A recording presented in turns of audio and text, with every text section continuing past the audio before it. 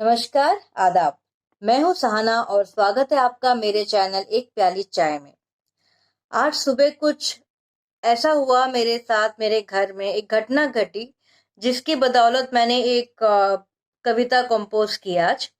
तो हुआ कुछ ऐसा कि मेरी नानी अलमारी के सामने खड़ी थी, उनके हाथों में कुछ कागज थे, आंख में नमी थी और होठों पे मुस्कान थी। मुझे समझ में नहीं आया कि माजरा क्या है। तो मैंने उनके पास जाके पूछा कि क्या वो बात है नानी, कि आप परेशान हैं क्या, और ये आपके हाथ में क्या है। उन्होंने मेरी तरफ देखा। उनके आंसू एकदम वैसे के वैसे थे और मुस्कुराहट भी वैसी की वैसी थी, और उन्होंने मुझे बस एक बात बोली जो मेरे दिल को छू गई। उन्होंने बोला कि बेटा, मेरे हाथ में एहसास है। तो चलिए मैं आपको सुनाती हूँ उन्होंने मुझे जो बताया और जिसके इंस्पायर होके मैंने ये पोएट्री लिखी। वो धुलती हुई स्याही, वो टूटते किनारे, वो धुलती हुई स्याही, वो टूटते किनारे, जिंदगी की जोड़ बनी रहती थी जिसके सहारे। आज भी उसकी खुशबू मन महकाती है, आज भी उसकी खुशबू मन महकाती है, बरसों पुरानी होके भी मुझे चहकाती है। उसके जैसी अब कोई भी मिलना नामुमकिन है, उसके जैसे अब कोई भी मिलना नामुमकिन है।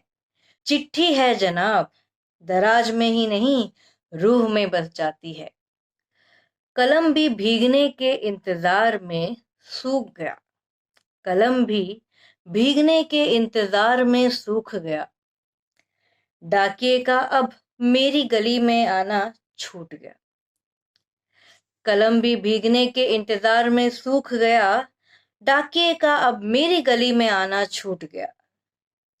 अब ना उसके साइकिल की घंटी बजती है, अब ना उसके साइकिल की घंटी बजती है, अब ना ही रिश्तों में कोई गर्माहट बजती है। आज भी उसको देख दिल की धड़कन तेज हो जाती है, आज भी उसको देख दिल की धड़कन तेज हो जाती है। चिट्ठी है जनाब, दराज में ही नहीं, रूह में बस जाती है।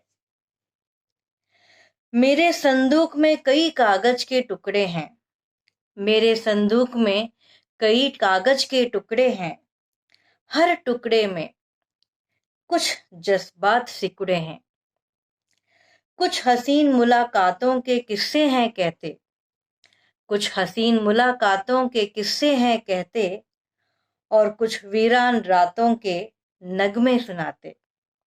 आज भी जब सामना होता है, आज भी जब सामना होता है कागज के चंद टुकड़ों से, आज भी जब सामना होता है इन कागज के चंद टुकड़ों से, आखिर जाहिल आंखों में नमी सी छोड़ जाती है, आखिर जाहिल आंखों में नमी सी छोड़ जाती है।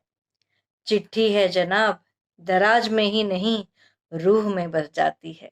जरा सोचिए कि आज से लगभग 50-60 साल पहले, जब मोबाइल फोन या फिर यहाँ तक कि लैंडलाइन फोन का भी कहीं अता पता नहीं होता था, तो किस तरह से लोग एक दूसरे से संपर्क में रहते थे, कैसे कांटेक्ट करते थे, और कितना इम्पोर्टेंट होता था वो डाकिया जो अपने साइकिल की घंटी बजाते हर गांव में, हर शहर में घूमता था, हर गलियों में घूमता था, क्योंकि वही एक ऐसा बंदा था जो हम उनके चाहने वालों की खबर लेके आ सकता था।